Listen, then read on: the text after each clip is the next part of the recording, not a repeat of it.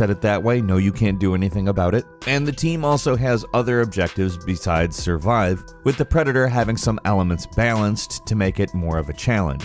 For instance, all of his abilities and weapons are tied to a single battery. I don't know, this one's got some serious potential. They're doing a multiplayer trial on March 27th, and Predator Hunting Grounds will fully launch April 24th. At number 29 is Marvel's Iron Man VR, an exclusive PS VR game in which you play as Tony Stark in the Iron Man suit. Now, obviously watching somebody else play a VR game isn't quite the same as playing it yourself, but what we've seen of it is pretty impressive. It looks like it's a lot of fun. The presentation I've watched where they've done a demo, the person playing the game tends to get involved in it to a point where they stop listening to the other people, and I take that as a good sign because I want to fly around as Iron Man. I want to shoot lasers out of my hands. It sounds like a good time. And you know I'm going to be giving it a shot when it comes out on PlayStation 4 May 15th. At number 28 is Persona 5 Royal, which isn't just adding a few more characters or a few more scenarios, it's adding another semester to the game.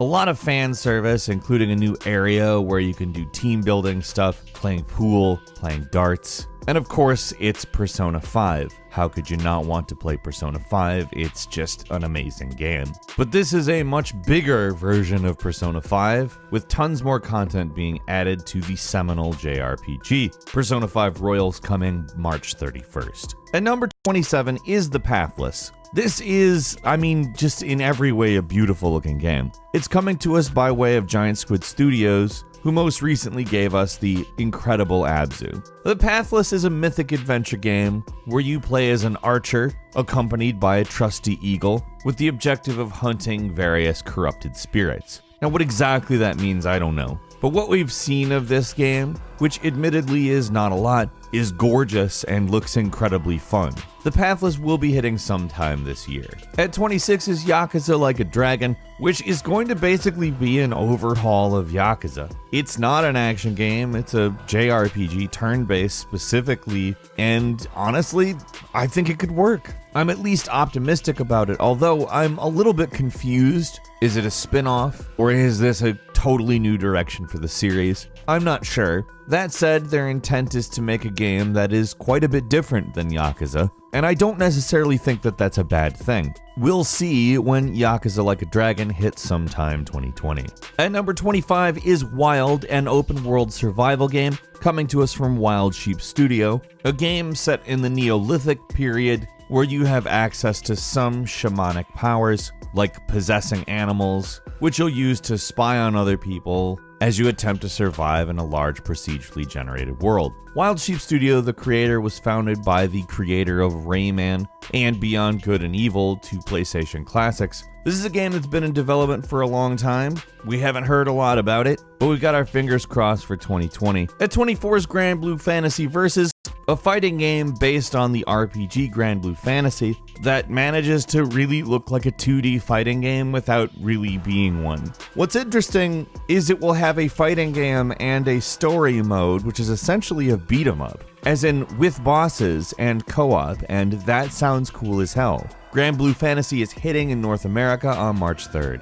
At number 23 is Sakura Wars, what is billed as a cross-genre game. It's an action RPG, a dating sim, a visual novel. You know, it really runs the gamut. It's also, interestingly enough, built on the Hedgehog engine and contains several developers from Sonic, so you know that there's some weirdness involved. You've got demons to fight. But yeah, this is the 6th mainline Sakura Wars game, and it's apparently a soft reboot. It does definitely look like something a little different, and that's not necessarily a bad thing. Sakura Wars is coming out April 28th. At number 22 is Beyond Good and Evil 2, the sequel to the cult classic. It's a space pirate adventure game, and information's pretty sparse on this game, and there's a good chance we'll be waiting quite a while for it, perhaps even into 2021. However, this game bears a mention anyway. The original was really a lot of fun, had tons of personality, and it was a long time ago, so it's really cool that we're getting a sequel/prequel sometime in the future. Beyond Good and Evil 2, we don't know when it's coming out, but it's hopefully this year.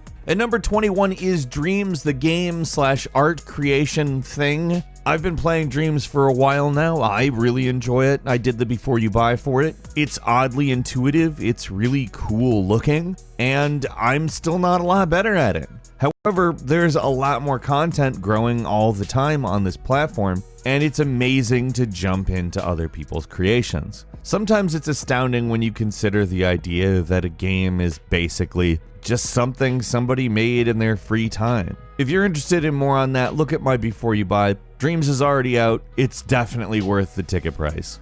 At number 20 is Dragon Ball Z Kakarot, a retelling of the Dragon Ball saga as an open world game. Now, this game is not without its flaws. However, it's also really probably the definitive video game retelling of this saga. On top of that, it's a lot of fun with a few novel approaches at some RPG staples that in a lot of ways keeps it simple without being dumb. Dragon Ball Z Kakarot is out now. At number 19, it's MLB The Show 20, the latest iteration of the Major League Baseball game. Vastly expands the minor league, which was previously very generic, now has fully licensed players. It will be interesting to see what they do after last year's game, which was pretty good and received a fair amount of praise. MLB The Show 20 is coming out March 17th.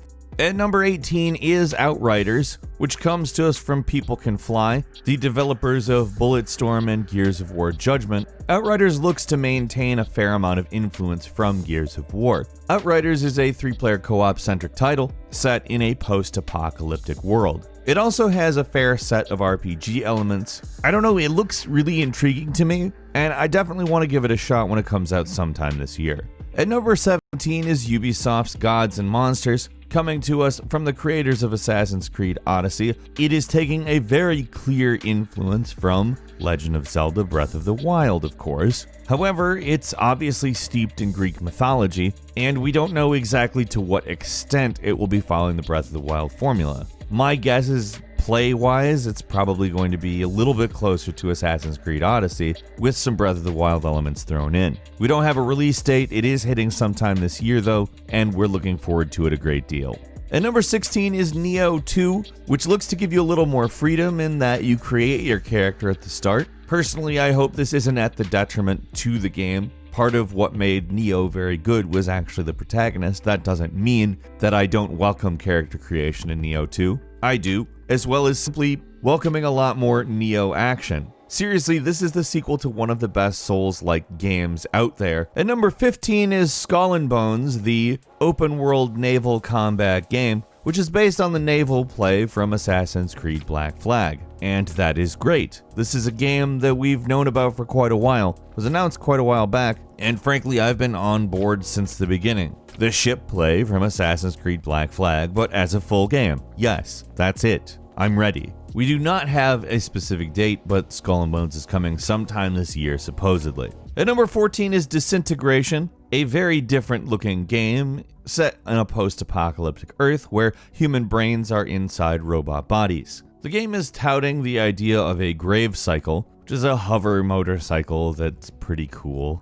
And the world itself it exists in is pretty cool. Obviously, we're going to need more. Information is kind of minimal now, but the trailers look phenomenal. Disintegration is coming sometime this year. At number 13 is Kerbal Space Program 2, an ambitious upgrade coming to us from Star Theory Games, a different developer, where we'll be seeing a large amount of new types of propulsion, we'll be seeing colonies. Honestly, it looks like a pretty drastically expanded game, which is what we need from a new developer trying to prove themselves with what is, honestly, just a phenomenal game. We don't have a specific release date, but Kerbal Space Program 2 is coming sometime this year. At number 12 is the Destroy All Humans remake, a game that I am ever so here for. Destroy All Humans is a classic. I love it. I think it's funny. I think it's fun. And I'm extremely excited to see them totally remaking it with all of the original voice acting. For all intents and purposes, it looks like they're sticking pretty close to the original, albeit with much better graphics. And that's what I want. Seriously, if you've never played this game, this is one you have to consider. I love Destroy All Humans. The game's currently slated for spring. We don't have a date yet, but really looking forward to it. At number 11 is Marvel's Avengers, which we've been anticipating for quite a while. We saw a lot of what this game is going to be fairly recently. In a lot of ways, it looks to take some cues from the Spider-Man PS4 game, as well as throwing in a lot of cinematic stuff, some QTEs, and honestly, it looks like it might be shaping up to be a pretty interesting game. The plot is certainly a bit different, taking place after superheroes being outlawed for the most part anyways. It was delayed, but mainly to make the game better before release. It's always hard to criticize that kind of a reason. I would always rather have a better game, and it's coming September 4th. At number 10 is LEGO Star Wars The Skywalker Saga. You have to know what LEGO Star Wars is at this point. It's an action-adventure game with fun gameplay and a lot of silly humor set in the Star Wars saga. This will span the entire 9-movie saga. I know a lot of people are going to enjoy this game, and that's not just children, although children will probably be all over it. In truth, the LEGO Star Wars games have always been a ton of fun. I've always enjoyed them, and I'll play this. We don't have a specific date, but it's coming this year. At number 9 is Watch Dogs Legion, the third in the Watch Dogs series, also possibly the most intriguing scenario. It's set in a post-Brexit alternate future in which London has become a police state. You are setting up the resistance. Of course, CTOS is responsible for everything, and in a police state, that's kind of scary. I think it's honestly a pretty good idea on account the previous games were set in a CTOS rising situation. Obviously CTOS was implemented, but this is a different ballgame. Watch Dogs Legion will hit sometime this year. At number 8 is Vampire the Masquerade Bloodlines 2, the sequel to the 2004 cult classic video game. Bloodlines 2 takes place in 21st century Seattle, just around Christmas. Essentially, it's an alternate world in which vampires, demons, werewolves, etc. are the driving force behind a lot of the world's events. You're a thin-blood vampire who is transformed in a big attack that rogue vampires caused and are basically thrust into an entirely new world. We don't have a date, but Vampire the Masquerade Bloodlines 2 will be hitting sometime this year. And at number 7 is Elden Ring, the collaboration with From Software and George R.R. Martin that everyone is looking forward to. It's basically an open world take on the genre that From birthed, the Soulsborne, Souls-like, whatever you want to call it genre, with lore and story brought to us by one of the most celebrated modern authors out there, George R.R. Martin. I don't know how you could go wrong with this. It seems like a stretch to imply it could go bad. I'm of course very excited for this one. We don't yet have a specific release date, however it is supposed to come this year. Number 6 is Doom Eternal. I don't really know how on earth you could not want Doom Eternal. The Doom 2016 reboot is a hell of a lot of fun, no pun intended, and this is a bigger version of that with a grappling hook shotgun. I've said it in other videos, grappling hook shotgun is basically all that needs to be said, and I am there. I have zero complaints about anything I've seen for Doom Eternal so far, other than the idea that it's not out yet. It will be hitting sometime this year, however, and you can bet I will be there. At number 5 is the Resident Evil 3 remake. I'm particularly excited about this game on account some of it takes place before Resident Evil 2, the rest after, and Resident Evil 3 is a fantastic game on itself. Knowing the treatment that Resident Evil 2 got for its remake, I'm extremely excited to see this. Yes, I absolutely want to play Resident Evil 3 like the Resident Evil 2 remake. That's hitting April 3rd, 2020. Be there.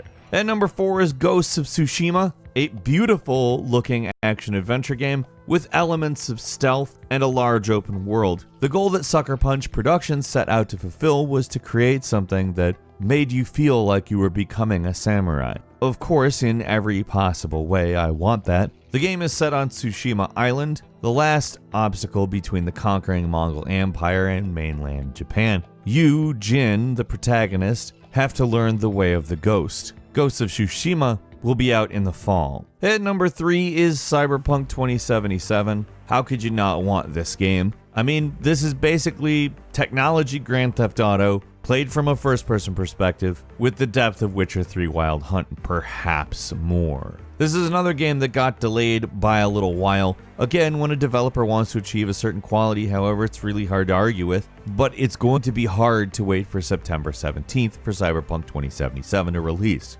At number 2 is the Final Fantasy VII Remake. Speaking of Cyberpunk, this is actually the first in several installments that we'll be seeing Final Fantasy VII's remake released in, this one being set in Midgar. Honestly, Final Fantasy VII is perhaps one of the coolest most interesting long-form games I've played in my life. That says so much about the world we live in while being totally absurd. Seriously, if you spend any amount of time thinking about the scenario of this game, that's very silly. However, actually really easy to get lost in. Final Fantasy VII's remake's hitting April 10th. And finally, the big one, The Last of Us 2. Obviously, we all want The Last of Us 2. The Last of Us ended in such a way that, of course, we want to know what happened. Clearly, people are surviving. However, it's not the same as the authoritarian police state. We're talking about living in the wilderness. Aside from knowing that the major characters return, we don't know a lot about the gameplay, although it's safe to assume it will be a lot like the first, or the story. Despite that, it's Last of Us 2. How could you not want Last of Us 2? And it's hitting on May 29th. And as a quick bonus for you, Rainbow Six Quarantine, which is based, of course, inspired by the Rainbow Six Siege Outbreak event. It's a 3-player co-op hunt of a technological parasite. And honestly, it looks pretty good. However, with one caveat, there's a decent chance it's gotten delayed and may not come until early next year. Dying Light 2, the sequel to the parkour zombie game, which looks to expand greatly on player choice and its impact on narrative. Dying Light 2 got delayed indefinitely, so if we don't see it in 2020, I'm not going to be particularly shocked. That's all for today.